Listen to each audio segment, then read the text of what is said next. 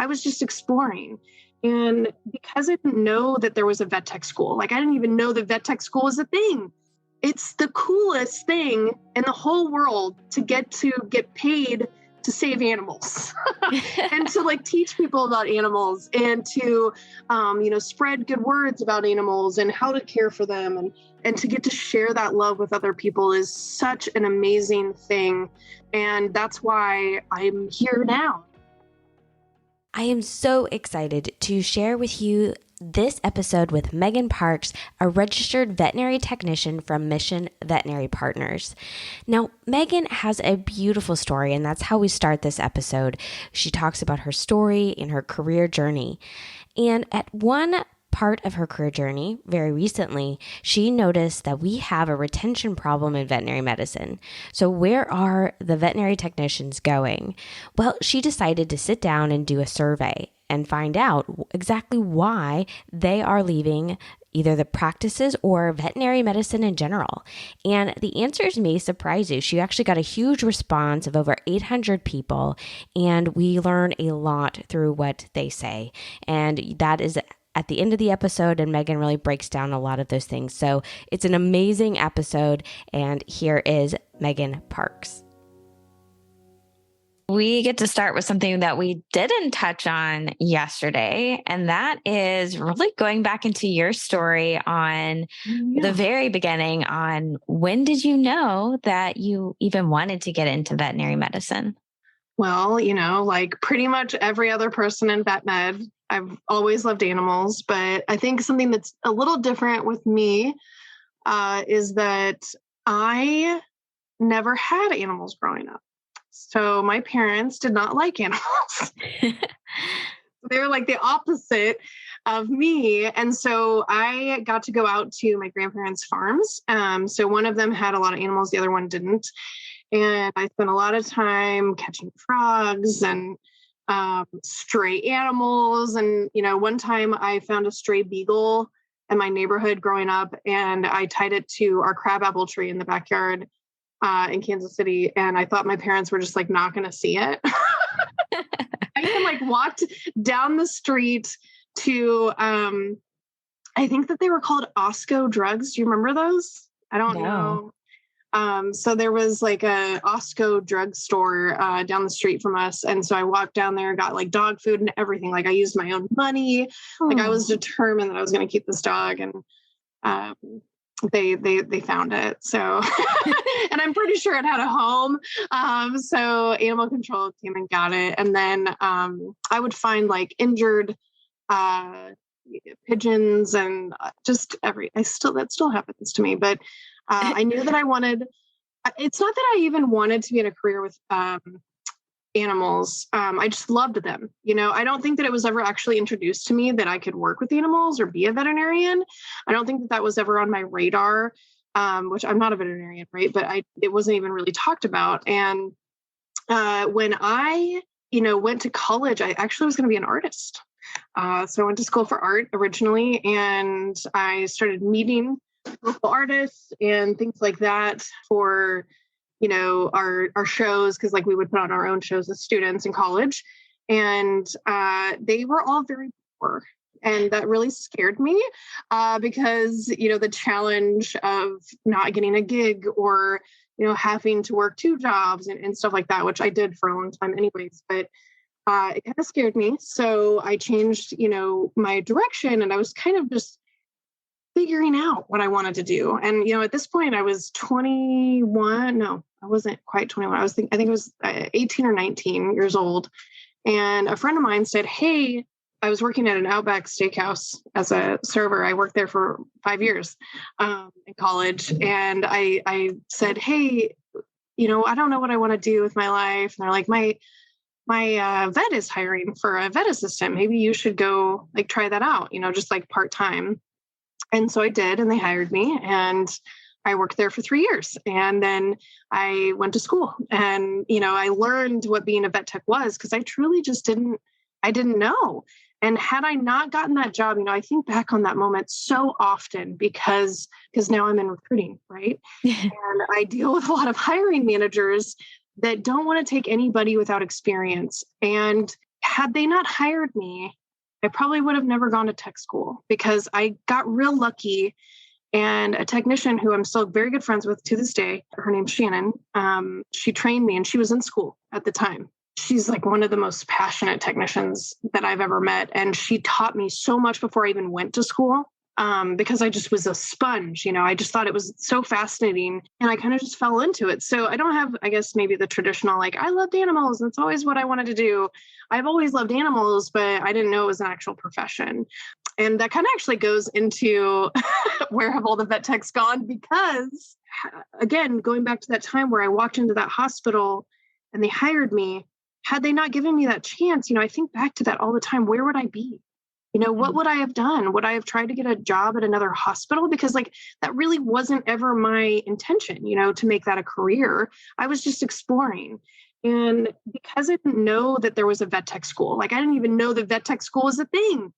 And I learned all this. And so it just was really eye-opening. And I like to tell that story to hiring managers, because, a lot of times they're just very hesitant to take on people that are not from our industry, or they want a year of experience or things like that. Unfortunately, the pool is becoming smaller and smaller, and we're going to have to start opening those doors and those arms again to being able to foster people like that.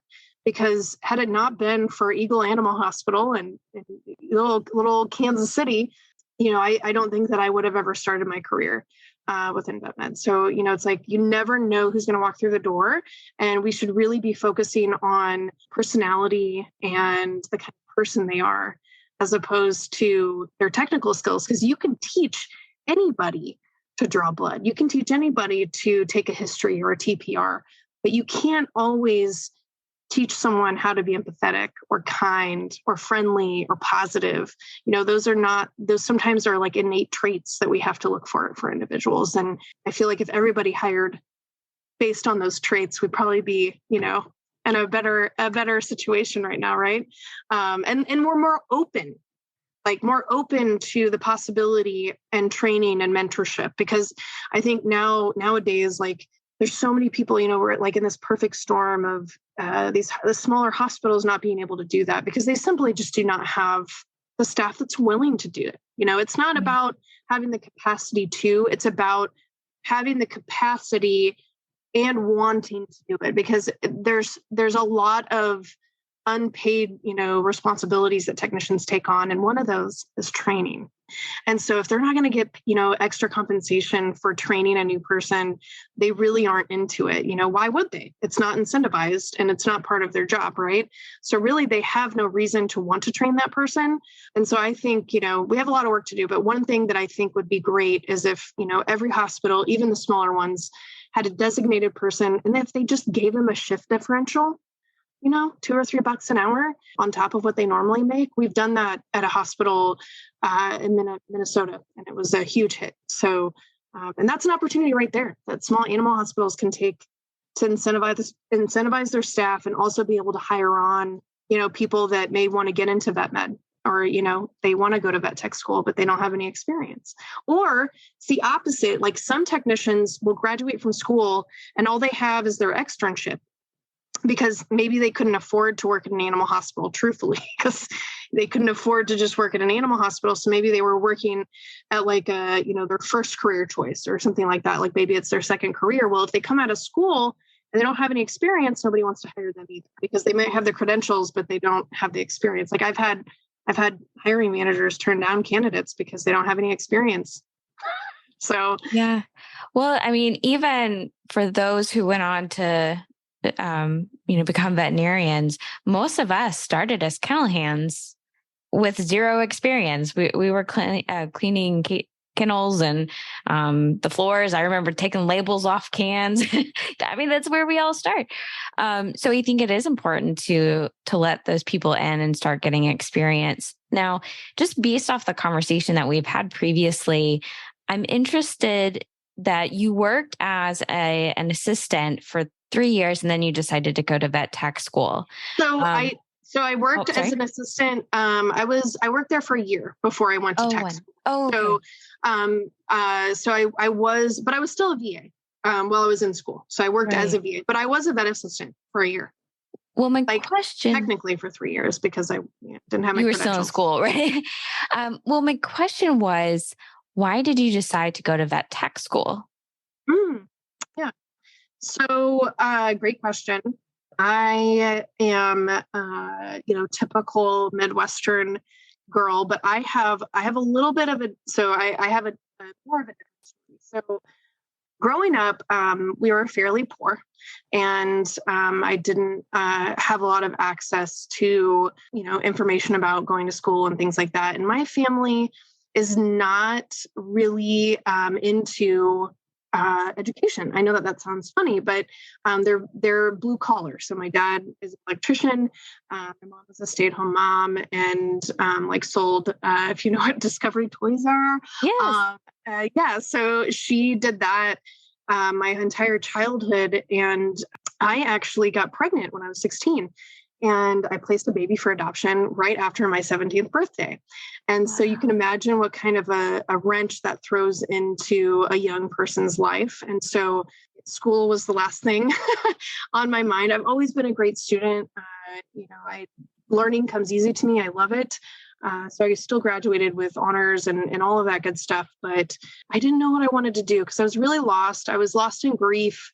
I had a lot of shame and grief and trauma, and just, I did not have a great support system that understood what I was going through, because a lot of people don't. It's becoming a birth mom and placing a baby for adoption is something that is finally getting talked about more often, but it was really, really, really traumatic. It was, kind of my family's very religious. And so it was this horrible, oh gosh, our daughter is, not who we thought she was kind of situation.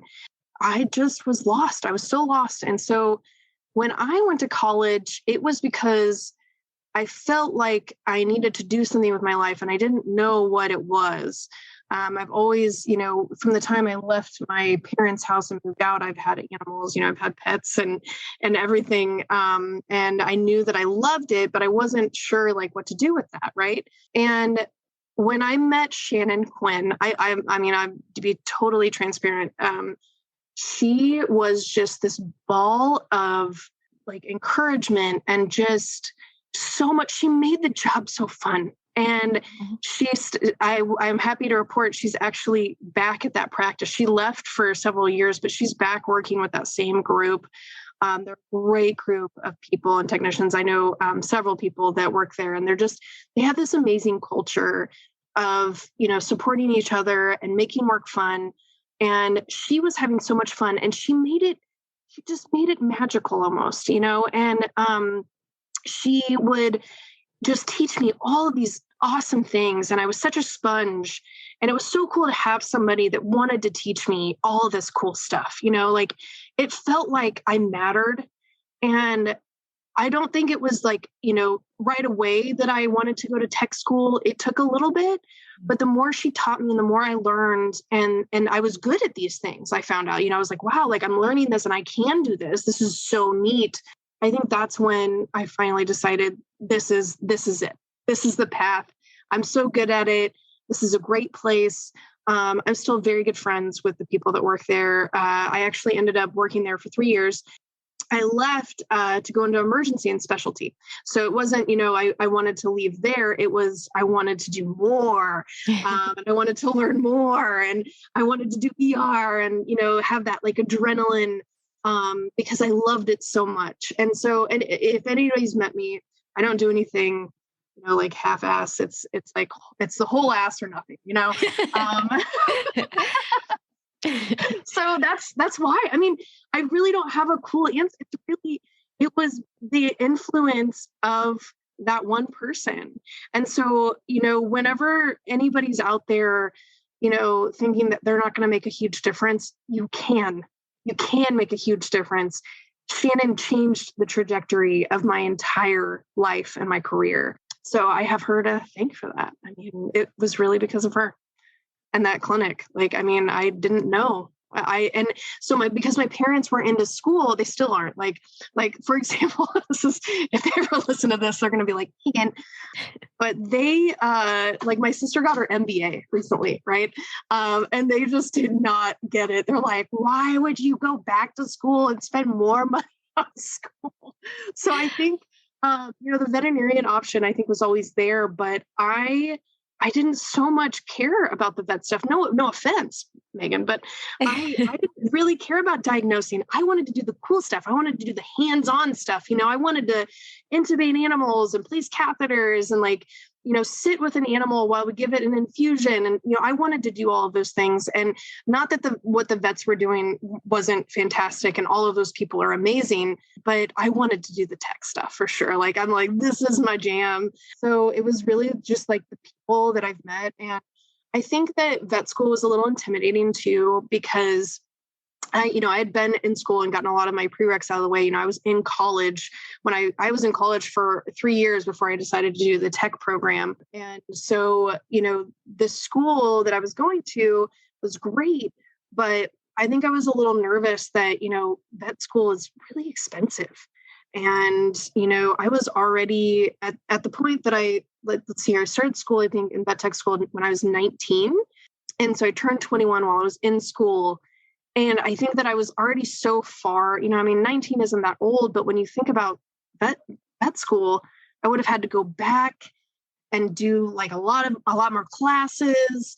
And it just seemed like it was so far, far away from me.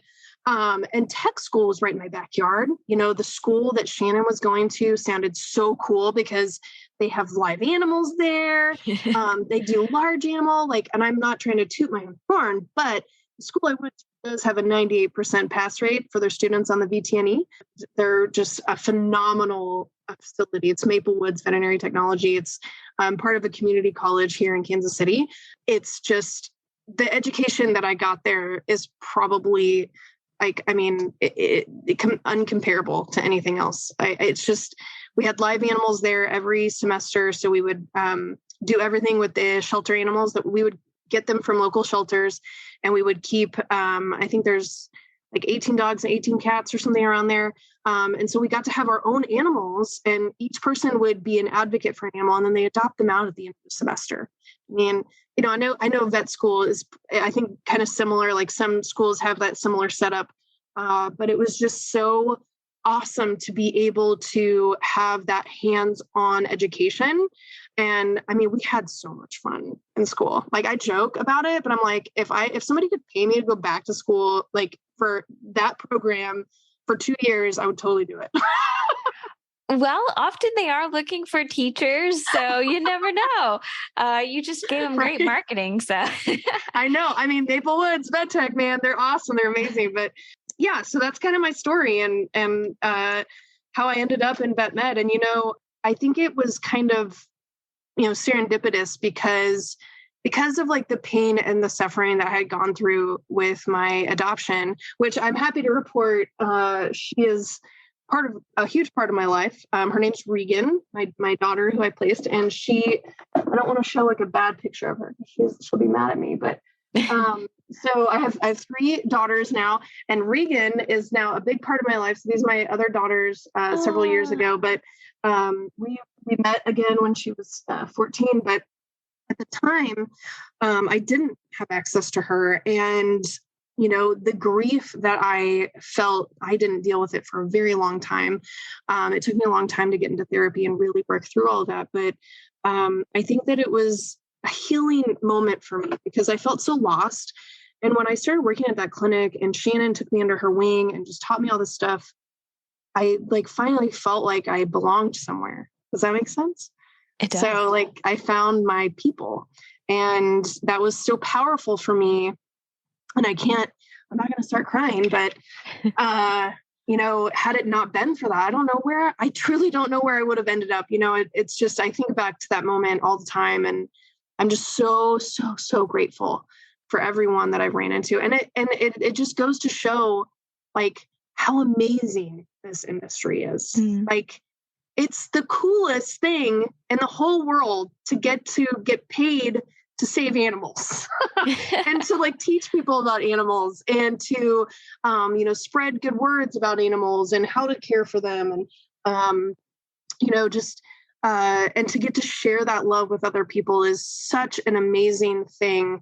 And that's why I'm here now. That's why I'm here with you today, is because I think this is the coolest place. I had a mentor who unfortunately passed away from suicide. But he told me one time, he would joke, and everybody that knows him, his name is Jeff Dennis.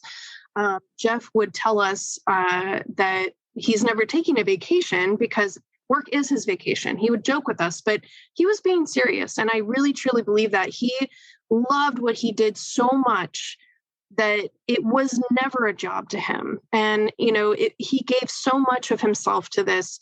And I think back to something that he told me a long time ago is that he was like, Meagan, this, and he said the same thing. He's like, isn't this the coolest job ever? Like, we get paid, people pay us to help their animals.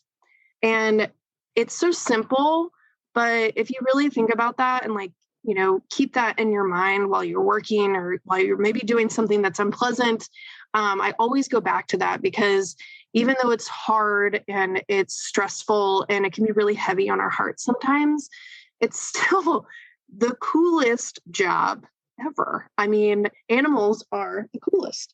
And I am just every day, I'm so grateful that I get to wake up, and I sometimes have to pinch myself. I'm like, this is the coolest career ever. So that's how I feel about it. But it really did. I think sometimes it has saved my life in certain ways, just because I found that sense of belonging here and other people that love animals. It's awesome. Yeah. And I think that speaks to maybe to why you have such a heart to give back to the profession and to help others who are technicians.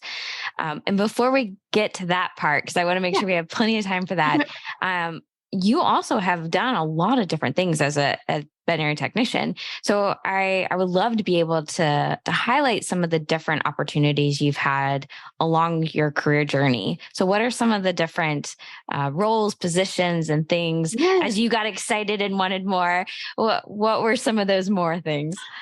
Well, I worked at the ER at Mission MedVet for several years, and I actually ended up working in ophthalmology. So when I finally graduated in 2011, I graduated and became an RVT, and I worked in ophtho full time. And then I decided I want to leave Kansas City and go adventure somewhere else. So I moved to Arizona, and for love. Well, I thought it was love, but I moved to Arizona for a boy. And when I got there, I had the opportunity, which is a whole other conversation in itself, to acquire a small doggy daycare and run it. And so I was the owner and manager of this small doggy daycare. And then I worked for I Care for Animals. And I worked for them the entire time I was down there. I moved back to Kansas City in 2014. So it was 2011 to 2014. I was working I Care for Animals and running my doggy daycare. Lots of lessons learned. I remember when I ran payroll for the first time, I almost overdrafted my business account, and I was like, I have no idea what I'm doing. Oh, I think every entrepreneur has that moment. You're fine. I know. They made it seem so easy, but it's not. So I learned a ton, managing my own business. It was so much fun. Doggy daycare, super fun business. But be prepared to work lots of weekends and even overnights and holidays. So it got kind of old pretty quick because it was so small. I really had to work there. So it wasn't I could just manage it from afar. So I was really busy. I had my first, Evelyn, my second daughter there. And it was really tough being so far from home. And I'm I really miss home. And I was flying home all the time and flying home so much. I was getting several free flights a year. And I just decided, I really need to come back to Kansas City. So I didn't know what I was going to do with my doggy daycare. I thought I was just going to kind of close it because I just, I like selling a business is, not impossible, but it can be a lot of work. And I just really wasn't sure if I really wanted to go down that route. And I was renting my space, and the managers that I had there, I sat them down and I was like, hey, like, this is what I'm going to do. I don't know what I'm going to do with business. And they actually offered to purchase it from me. And that's what we did. So it's still in existence. It's Dog Days, doggy daycare and boarding in Tempe, Arizona. My hope is that they will eventually open a second location, but it's a cage-free daycare. It was so much fun. And then Eye Care is, a phenomenal company. They didn't have a full-time position when I moved back to Kansas City. It's like, okay, well, what am I going to do? So I took a month, which was fantastic, to just kind of figure out what I was going to do. And a friend of mine worked at the local Blue Pearl Emergency Center, and they were looking for a daytime ER tech. And I was like, oh, well, that sounds pretty good. So I worked there for a while. For a long while. And I eventually became their, the position is called the relations representative, but I was the bridge between primary care hospitals and the referring practices. And then I organized and executed all of their continuing education events every year for technicians. And I did have a counterpart that worked with me. So I had a partner, and she helped a lot more with like the DVM side of things because, I love tech stuff. So we would do like a day-long symposium every year for technicians. It was called Heat Stroke. And then we had a day-long CE called Frostbite. So there's Frostbite for DVMs and then Heat Stroke for technicians. And we would put it on for free through Blue Pearl every year. They don't do it anymore. I think the last year that they did it was the year I did it in 2018. I think was the last year. That's no funny. Way. I spoke at the Blue Pearl Frostbite in, I think it was Kansas City. Yeah. Yeah. When? 2017? No way. What did you speak on? I would have been there. I would have been there. I think it was... It was either, I think it was emergency nutrition or like critical care nutrition. Yeah. It was either 2017 or 2018. Yeah. I would have been there. Yeah, I would have been there. So that's really crazy. Yeah, we had a lot of fun putting those on. So you probably dealt with Micah on that one, but so much fun. And I love that job. But then I had Jeff passed away. It was really rough. I mean, for the entire community, because he was just such a, well, you probably met Jeff then. If it was 2017, he would have still been with Blue Pearl. So I bet you actually met him. I bet. I don't know. Wow. He was the one that started Frostbite. So he like created that event. Like, I mean, he ran that. But when he committed suicide, it was just really tough because my job was to go to the primary care hospitals. And so it's a tight-knit community here, and I needed something different. So I took a practice management position for a little while, and that didn't last very long. And then I worked for Beringer Ingelheim, which great company. Oh my gosh, I have nothing but great things to say about BI. Like, they're just good people. So, kudos for them for just being amazing. They have an awesome HR department. Like, they're just great, solid company that takes care of its people. And that was a desk job, and it was for pharmaceuticals. I mean, not that it's not fascinating. I learned everything I could possibly learn about vet medicine. I mean, ask me anything, I can tell you. And I learned everything I possibly could about every other one of their products.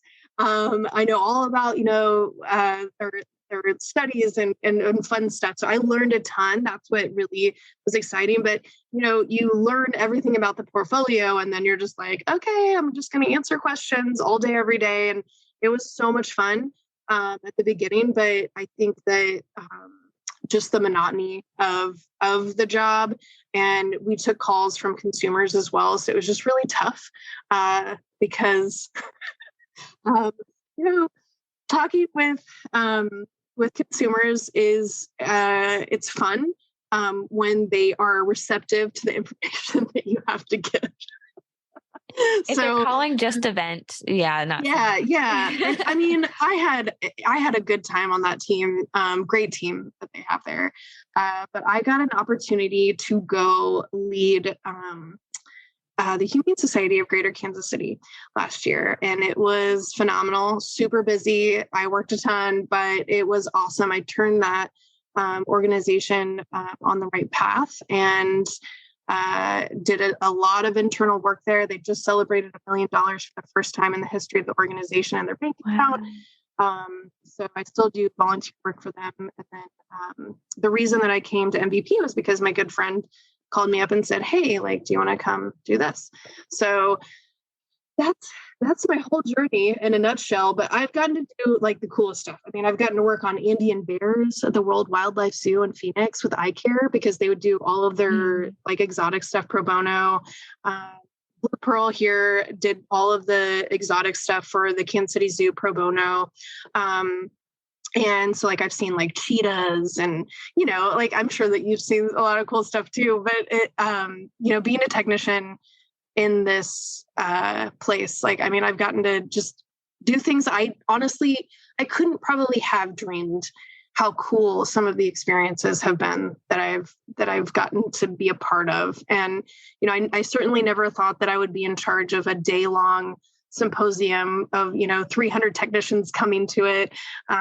So I've gotten to do a lot of stuff, and I'm incredibly grateful for every single opportunity that I've had. And I just want to keep going. So, and you are. And so now we come to Mission Veterinary Partners, and you are part of the team that helps recruiting talent. Screening.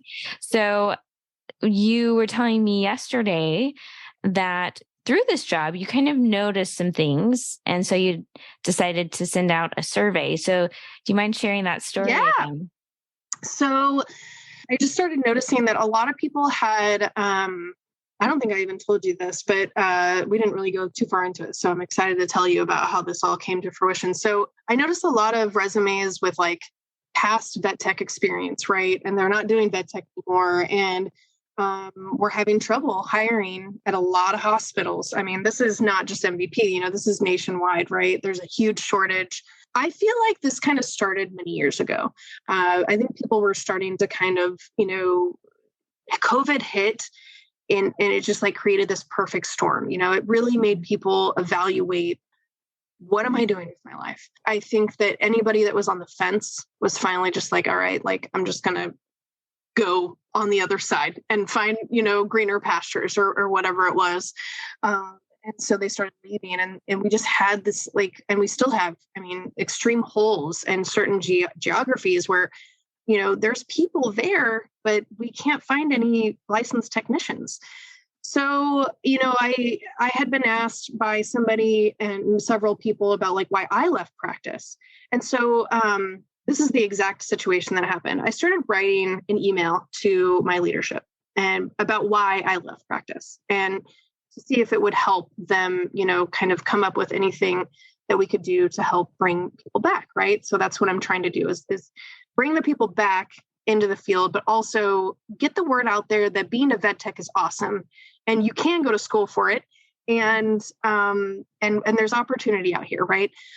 So I was writing this letter, you know, like about why I left practice. And then I'm like, you know, I don't know if this is going to make a difference. And then I went for a drive, and because, you know, you come up with some amazing ideas. Have you ever read A Minute to Think? Ooh, no. I highly recommend. Great book, A Minute to Think. My mentor and manager, Eden Steffen, who runs our TA team, she had recommended it to me because I'm always going, right? Like I'm like 20 miles an hour all the time. So she's like, you know, you need to learn how to like disengage, because when your mind is free and you're not so bogged down by all this, you know, stuff, you can come up with really cool ideas. So I went for a drive to get some white space time. And I was like, why do they care why I left? Why don't I just ask everybody else? And so I called a couple of friends to make sure it was like a solid idea. I'm like, this isn't silly, right? People are going to respond to me. They're like, no, I think it's a great idea. You should do it. So I released the survey, where have all the vet techs gone? And it was just a Google form. I literally texted it to some people and then just like put it on Facebook, put it on LinkedIn. And within 30 days, I had over 900 responses to their survey about why people had left the field. And so the primary purpose for the survey was to find out why they left and to find out what were the main causes they left, and in hopes of uncovering what we need to do as a profession to bring them back or create a more sustainable career choice, right? How can we do that? How can we stop these people from leaving vet med? And so we had this crazy overwhelming response. I didn't know what to do with it. I'm like, I don't know what to do with all this. Like, what should I do? So I started talking with some friends about the results, and I'm like, I need to get these out in front of people, right? So my good friend, Heather White, actually, she's an internist that I've known for many years. We met at Blue Pearl, and we're good friends. She's a mentor of mine, and she's like, let's get you in front of somebody. So I got to present the data to the Vet Partners group in Portland this fall. And I've created, a presentation and kind of a summary, a synopsis thing. I'll send that over to you so that you have it, about what the survey revealed. And, it revealed that, 100%, like I was telling you yesterday, 100% of the respondents are going to leave vet med or have. So nobody responded with, no, I'm going to stay. This is so great, which, it's a little bit of a biased crowd, right? Like I was asking people that have left to take it, right? Right. So to take it for what it's worth, but 15% of the respondents, which is 135 people, said, I'm still in practice, but in the next year, I'm planning on going. Like, I'm done with this. Wow. And the primary causes, number one was money.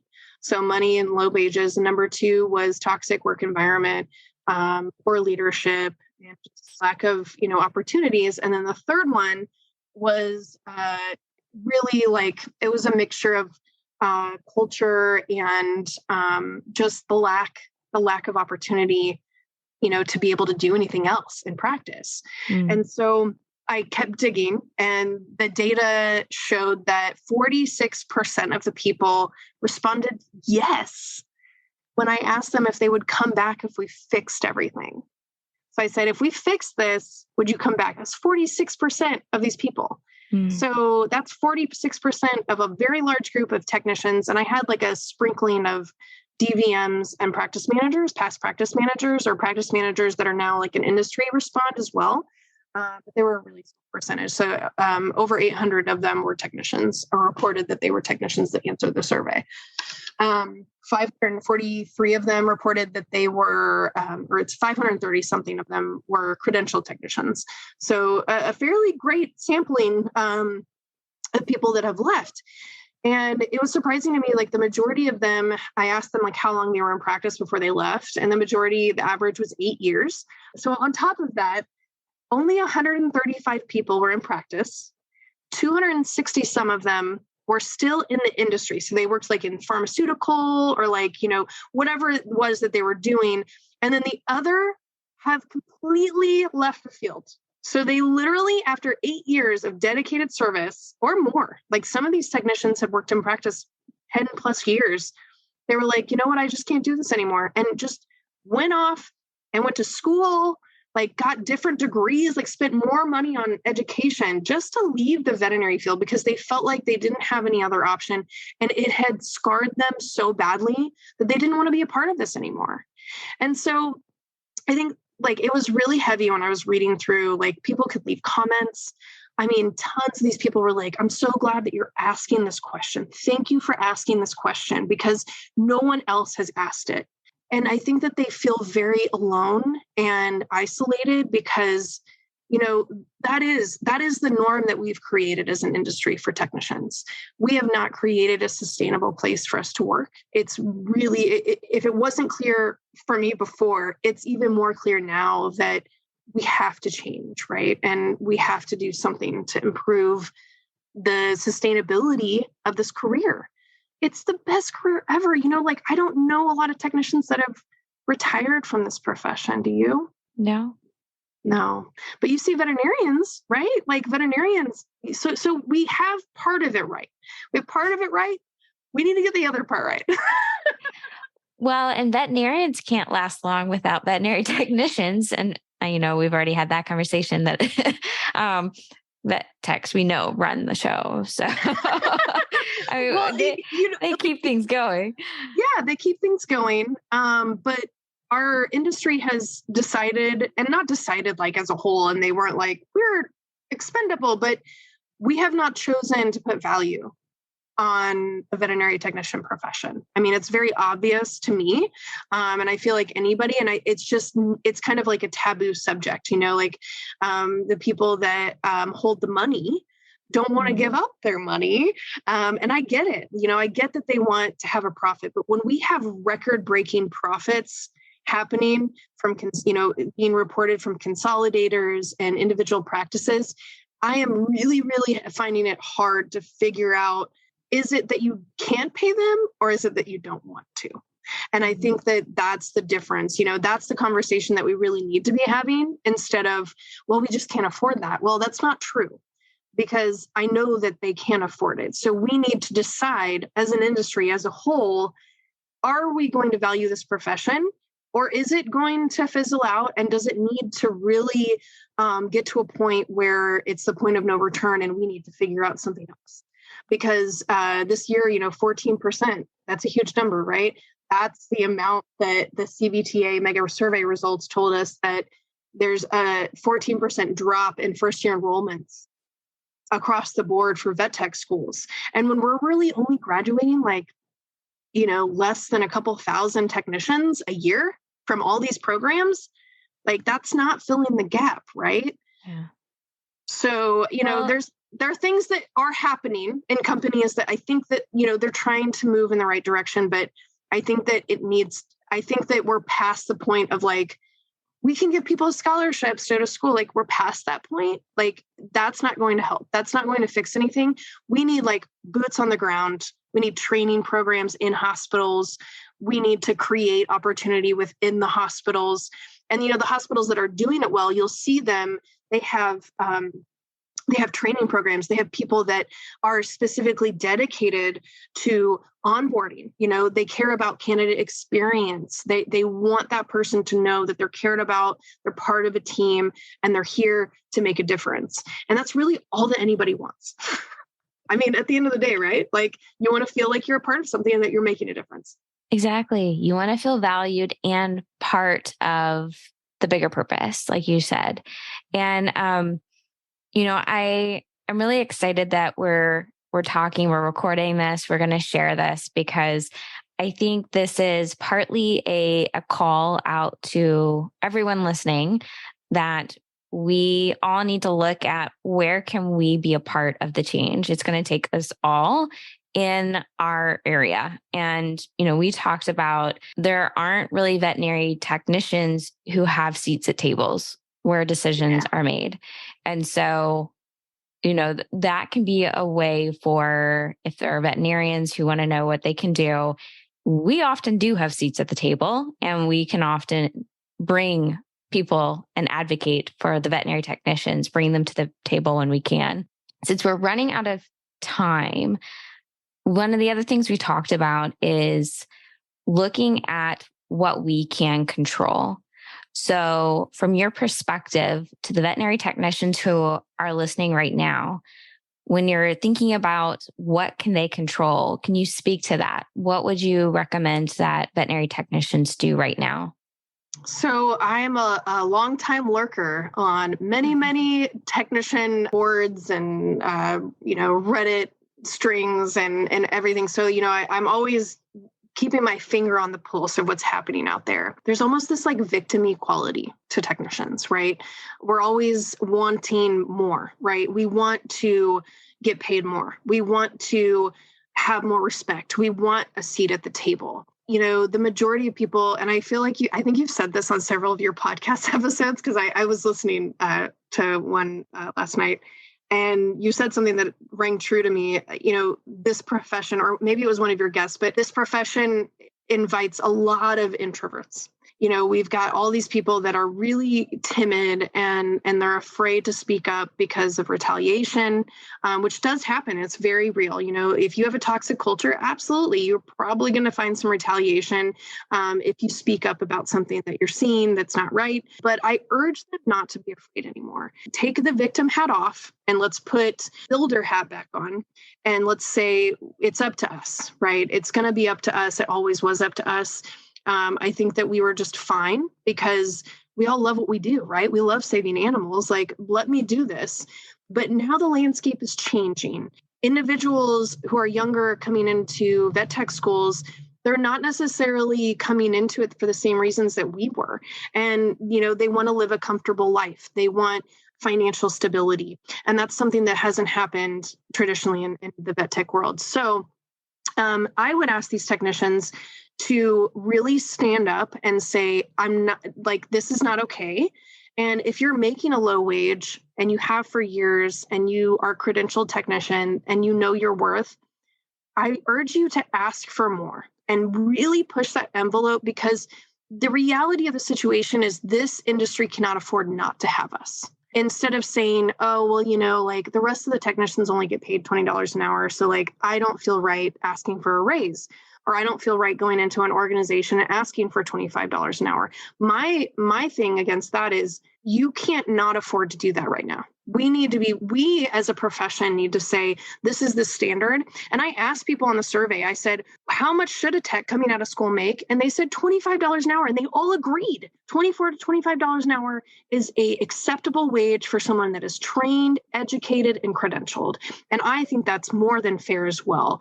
I do also think that if any business owners or leaders are listening, making sure to foster that environment of belonging, because that can seriously make or break an entire team. And if you're struggling with culture issues right now, the most likely culprit is that your people are feeling lost or like they don't belong and they're not appreciated.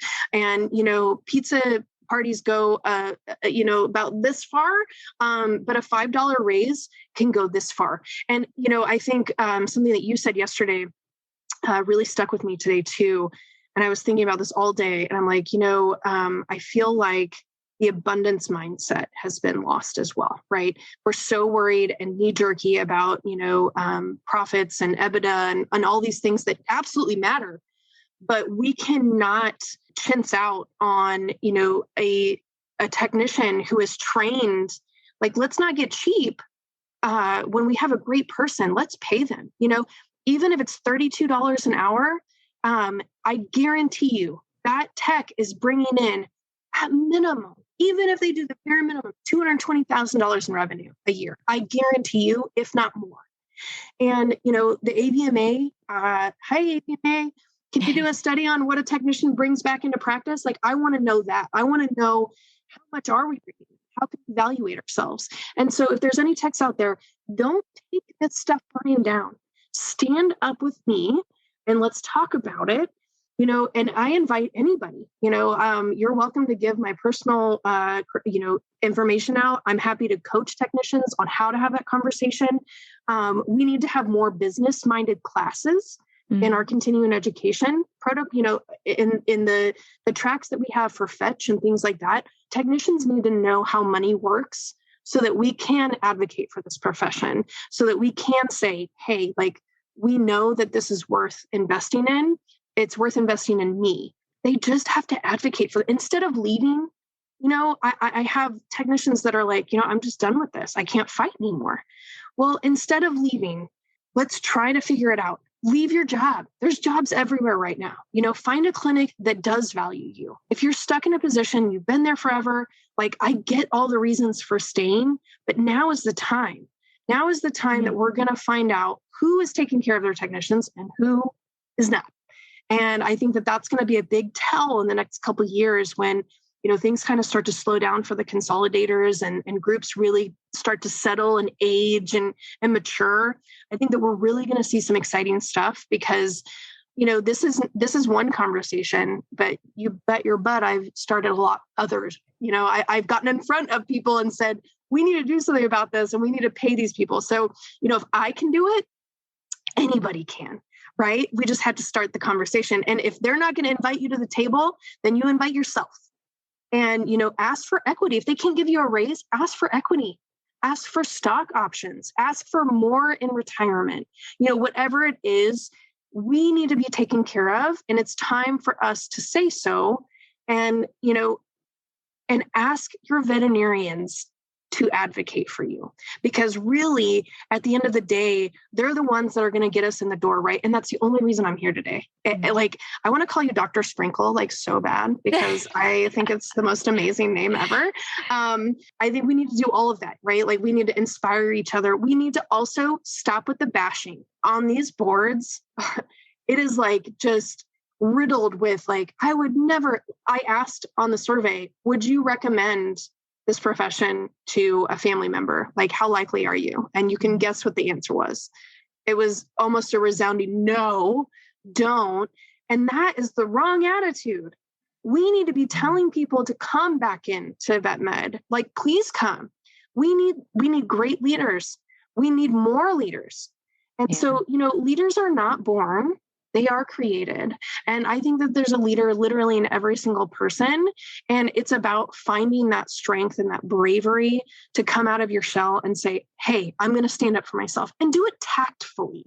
Yes. a lot of these texts are, super, just they fly off the handle, or maybe they have unresolved issues about how to approach conflict. Do your research first. We have the internet now. Look up, different feedback styles about how to give feedback and the most effective way to bring things to the table. Because there's just so much information there about this. And that's how I've gotten here. I mean, I've taught myself almost everything I know besides Shannon, my technical skills, but my business skills. I went back to school and I got a business degree, because I wanted to know, I wanted to understand. And so, I think that others have that capability too. They don't see it, right? They don't see the opportunity in front of them. I can see it. And there's going to be so much opportunity in this field in the next few years, just popping up everywhere. There already is. And it's, it's this weird place that we're in right now, where it's a little discombobulated. People are starting to notice. And now that now we've got all eyes on us, right? There's a huge tech shortage, and it's a conversation. And so we have to be the ones to say, hey, go to tech school. If you have an unregistered technician at your practice, and they just don't see the value in it, I urge you, if you're a credentialed technician, to really make a big stink about it, make a bigger stink. And we need to stop. And, I just did it. I just said an uncredentialed technician, which there are uncredentialed technicians. If you graduate from an AVMA accredited program, you are technically a veterinary technician. But somebody that hasn't gone to school shouldn't be calling themselves a vet tech. A lot of people are real weird about that. But at the end of the day, it's very simple. Did you go to school or did you not? And if you did not, you're a vet assistant. That doesn't make you any less valuable to the practice. Your title does not define you, and what your abilities are. But I think that it's time to start recognizing the people that went to school, that spent the money and the time and the effort and wanted to get that degree. And we need that. We need people to start recognizing that. And I think it's coming, because I see other companies, they're creating different names for people that are not credentialed technicians. And I love that. I love being able to still value them, because they're still valuable members of our team, right? They're just not vet techs, and that's okay.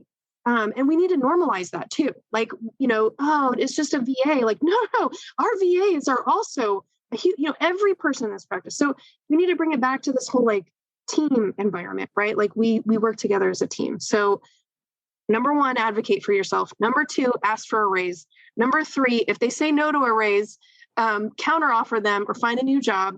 And also ask your veterinarians for help. Ask them to advocate for you. And if they are not advocates for technicians, but they utilize you every day and you work really hard for them, find a vet that will take care of you, because they're out there. I mean, look at you, Meagan.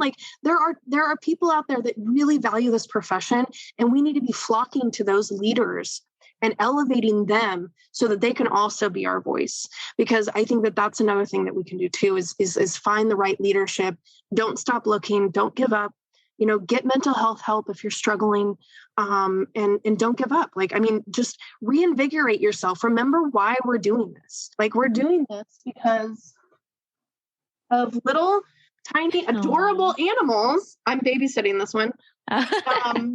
And this is why, this is the coolest thing ever. We need to be inviting everyone to come and be a vet tech. I tell everybody that I run into, they're like, oh, that's the coolest job ever. I'm like, it is. And you can do it too. You can come be a vet tech. Anybody can be a vet tech. You can go to school. It's only 2 years. The majority of the programs are associate's degree programs, and it's a great choice for a second career. If you know somebody that's really burning out, tell them to go to school. I just met somebody the other day that's an RVT. It's her second career. And she was a stay-at-home mom for 15 years. And, she's coming back. She went to school. She's an RVT now. She loves it. We need to change our attitude. We need to be more positive as a profession, and just do better and make other techs. We need to be embracing them. There's a lot of bashing about other people and things like that. We need to keep the eye on the prize, which is a better, more sustainable future for all of us, because the people that come behind us, it's not us that we really need to be concerned with. It's the future. And when we have that abundance mindset that you were talking about yesterday, instead of really worrying about the everyday and if we have a slump in sales or revenue, instead of thinking about right now, what about 5 years from now? What does this look like? And what opportunities and doors could open if we actually really dug our heels in and said, we are going to do this and we're going to do it together. And we're going to save this profession. We're not going to let it fizzle out. We can do this. I don't know how else to get in front of people, but I'm trying, like you. I'm keep looking for opportunities to just keep, spreading this and say, hey, we have to do better. So thank you for having me on the show and letting me just talk your ear off about what I love most in the world. This is wonderful. No, thank you for what you're doing, because you are doing exactly what you're asking people to do. You are being a voice for change. You're being the example. And I think you said something really, really true. At least I believe it, that this is the time to know that you are valuable. And so if there were any a time to stand up together and advocate for making this profession as beautiful and wonderful as we know it is, I think this is it. So thank you so much. Yeah, of course. And you know what? $25 an hour. $25 an hour should be the starting wage. And, if you are a hiring manager or something like that, keep that number in mind. That is an attainable goal, is paying your technicians $25 an hour. It's about $50,000 a year. That is an attainable goal that I think that we can get to. That's easily. An easy. Yeah, I really, really, truly think that. And there's so many programs for, increased efficiency and things like that. We can make it happen. We've got some brilliant minds in this industry. And I have no doubt, in the next couple of years, I'm excited. As dark as it can be sometimes with some of the things that have happened to people, there is nothing but opportunity. So thank you again for hosting this podcast and having me on here. I appreciate it. Well, and I love that, we're ending on a positive note. So we're going to give you, these are going to end up being rapid fire questions, which might be hard. So we'll see. But your wrap up final 4 questions are, what is something people get wrong about you? I think that they sometimes think I'm super duper organized. And I am on a professional level, but in my personal life, I am a complete disaster. My husband has had to train me to put my laundry in the laundry basket. I'm not dirty, but I have a creative mind. So I'm all over the place constantly. So I'm not as organized as everybody thinks I am. You don't color in the lines. You're an artist. I like that. And besides art, although you didn't go into what your favorite type is, so if you want to pull that into this question, fair game. But what is a hidden skill or interest that you have? Okay. Lots of them. I am an artist. I do traditional fine art type stuff, but my true love is ceramics. So I call myself an amateur ceramics artist. So I do, some functional art, but a lot of abstract stuff. But I have an entire portfolio. I've taken advanced ceramics classes. I'm part of the Kansas City Clay Guild. Oh, wow. You just pay for, it sounds way fancier than it is. They're a great group, but I can go and like fire my pieces there. So I usually work on them at home, but I've made a lot of mugs, but I do all kinds of stuff. I've done raku ceramics. So raku firing is where you do, you build a kiln outdoors with like the stuff they essentially make like spaceships out of.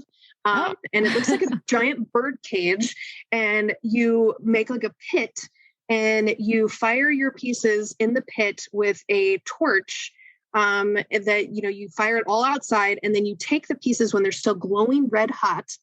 And then you have like different, I recommend trash cans. Don't do that at home. But we would have like aluminum trash cans, and you put combustible material inside the trash cans. And you use special kinds of glaze on these pieces so that when they go in the trash can, the combustion actually changes the way that they look. And they're usually like very metallic looking. So you literally take this glowing red hot piece of pottery, you throw it in a trash can. Okay. You close the lid. And then depending on what kind of effect you want, you let it sit in there for a certain amount of time, and then you take it out. If you look up raku, it's spelled R-A-K-U. It'll pop up all kinds of just brilliant things. And you'll probably recognize some things that you were like, oh, I always wondered like how they made it look like that. Yeah. But yeah, it's literally throwing red hot pieces of clay into trash cans with combustible. I'm sure that there's probably like a more fancier way to do raku, but you do it outdoors. I was part of like a summer camp when I was in high school. I was actually pregnant with my daughter at the time, but it was like a paid internship that I got to do for the summer and do raku ceramic. I love that. I'm so intrigued to see more. So, so number 3 is, what is something on your bucket list? I want to travel. And so my sister's gotten to go, but I haven't, but I really want to travel to Ireland. I want to go to Ireland so bad. I think I have roots there. I know I have roots there. We have a lineage that came over on the Mayflower from Ireland. And so I really want to go there really, really bad. But I've actually never been out of the country. I'm sorry to say that, but I've never been out of the United States. So that's a bucket list for me, is getting over to Europe, really, in any capacity, just to see it. I feel like I haven't traveled enough. So I want to go. I want to go see what it's about and find out what the Irish people are like. I've heard just nothing but great things. Like anybody that's ever gone, they're like, oh, it's great. They're all so friendly and they're small. Like my sister said, they're small people. I was like, what does that mean? And she's like, they're just, and it's not even, it's just that like, she's like, they're just like smaller statured than the United States. Like people are just bigger over here. Like, that's in many ways, yes, we are. I want to go, right? Correct. Like and see the castles. Yeah. Yeah. It's a big bucket list for me. So, all right. Well, your final question is, what is something you are most grateful for? Oh my gosh, everything, right? I wake up every day with a grateful heart. I am so, so, so incredibly grateful for truly like,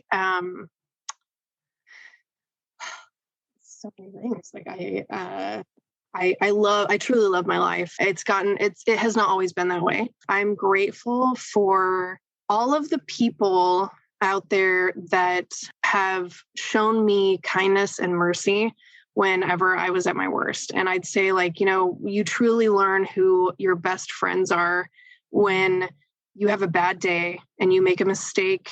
I have just some of the best friends on the planet, including my husband. So I think I have to put him on the top of the list because we met in 2014. He has adopted my 10-year-old legally, and we have a daughter together. We have 2 daughters together, but biological daughter as well together. And he just puts up with my constant go and my ambition, and just stands beside me and levels me out sometimes when I need it. So, I'm just so incredibly grateful for my tribe and my people that I have around me, because I none of this would be possible if it wasn't for all of them. So this has been the Vet Life Reimagined podcast. Whether you are listening or watching on YouTube, I hope you enjoyed this conversation. Please make sure you are subscribed to catch all these amazing people in our profession. Also, send this episode to someone you think who would appreciate it. Have a recommendation for someone who would be a good guest? Please reach out on LinkedIn, Instagram, or Facebook. There aren't that many Dr. Sprinkles. Until next time, Vet Lifers.